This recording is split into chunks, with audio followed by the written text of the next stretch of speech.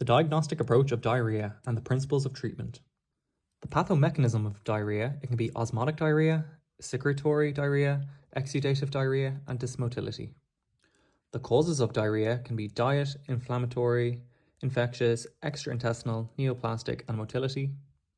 The extraintestinal causes are other gastrointestinal organs, toxic effect, systemic infection, and circulatory failure. And determining whether diarrhea is from the small intestines or the colon, look at the stool volume, the mucus, the blood, the frequency, the vomiting, and weight loss. For the clinical approach to diarrhea, you need to look at the signalement, the history, the physical examination, and the fecal analysis. And the laboratory, you need to exclude the extraintestinal causes and to assess the severity by looking at the hematocrit and the total protein.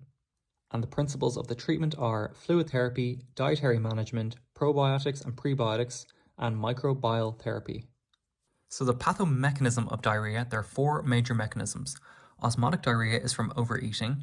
Secretory diarrhea is when the amount of physiologically produced fluid is increased by a stimulation such as a bacterial toxin or organophosphates.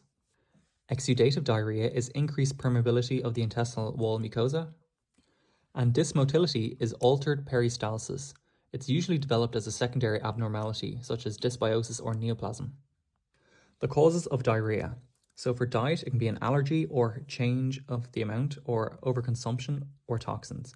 For inflammation, it can be autoimmune. It can be IBD, ARD. And for infectious, it can be viral, such as parvo or corona. Bacterial, it can be E. coli or Campylobacter or Salmonella.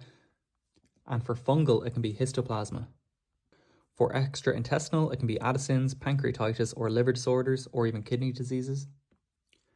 And it can be neoplastic, such as a lymphoma or carcinoma. And motility is from dystrophy, ileus, or hypokalemia. For the extraintestinal causes of diarrhea, which is secondary diarrhea, it can be orders of other digestive organs, such as the pancreas in the case of EPI or chronic pancreatitis, the liver, and the bile duct. It can be a toxic effect in the case of liver or kidney failure.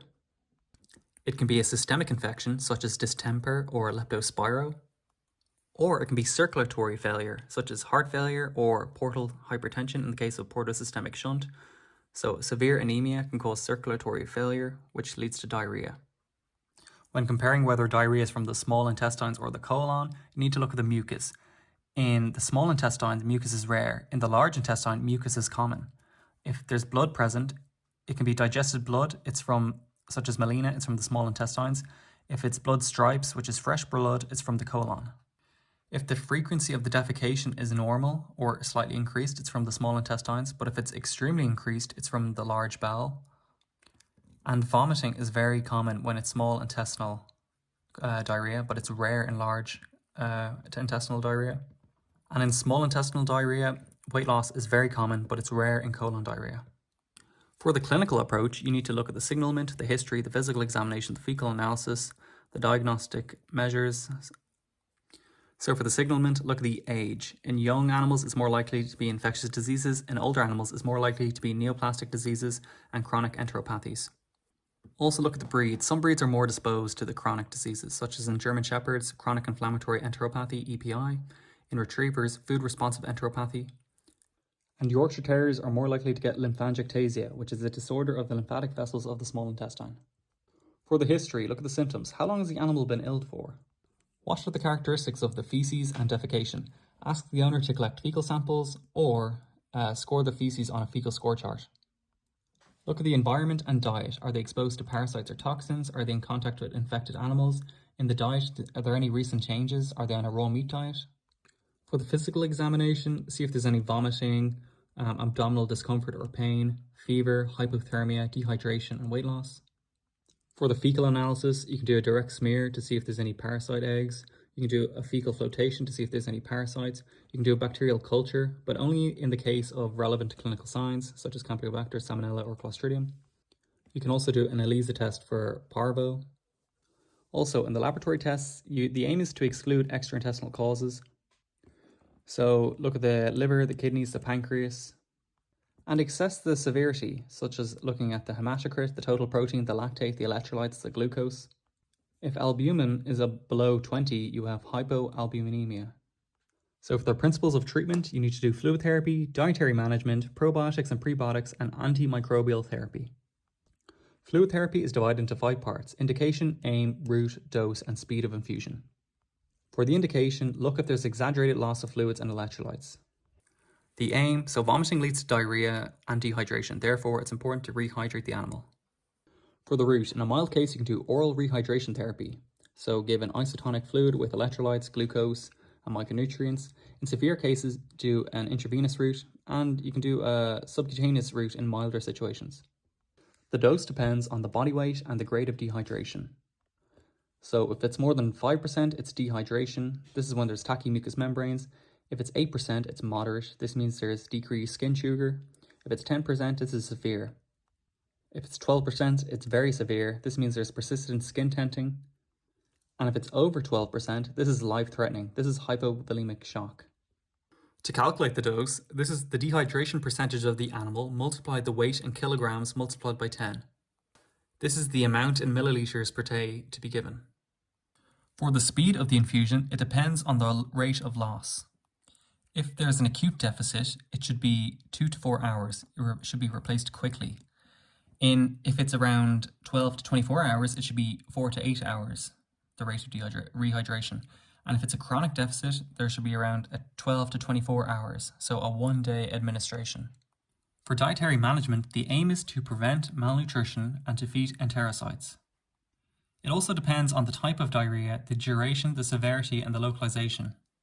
Sometimes diet alone can cure the diarrhea. In acute or self-limiting disorders, sometimes a short fasting period can be done, so max 24 hours. This gives the intestines rest, but you should never fast in puppies or in toy breeds as they are sensitive to hypoglycemia.